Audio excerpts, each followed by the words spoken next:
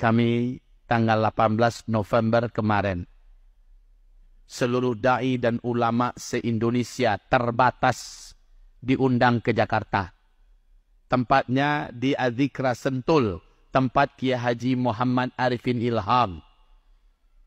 Kami berkumpul, kami berdiskusi sampai jam 9 malam. Acaranya dari pagi sampai jam 9 malam. Masya Allah. Sepakat, saat itu sepakat. Seluruh ulama menunjuk siapa yang berani menandatangani integritas politik, ya, fakta integritas politik, maka dialah yang akan kita pilih. Terus terang Bapak Ibu, dari 3 calon undangan yang kita undang untuk mempelajari, membaca dan menandatangani, hanya pasangan Anies Baswedan dengan Muhaimin Iskandar yang membacanya, kemudian sepakat menandatanganinya. Apa isinya? Kemuliaan Indonesia. Demi Allah.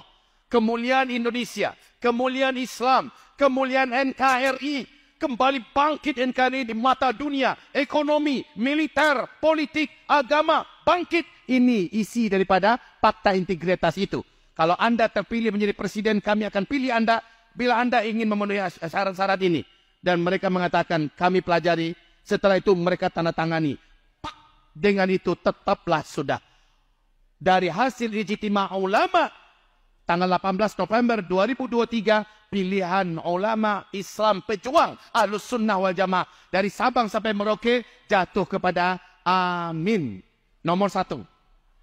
Maka dengan ini Ustadz Abdul Somad sudah nggak malu-malu, sudah tidak ragu-ragu lagi mengatakan pilihan kita adalah Amin. Karena mereka yang akan mengantarkan janji fakta integritas ini untuk diterapkan bila mereka memimpin. Maka umat Islam tak perlu lagi ragu, tak perlu lagi bimbang, tak perlu lagi takut, tak perlu lagi harus berpikir banyak, pakai istikharah, nggak perlu. Para ulama sudah duduk dan ulama sudah memutuskan. Maka dengan ini kita hanya tinggal sami'na wa ata'na.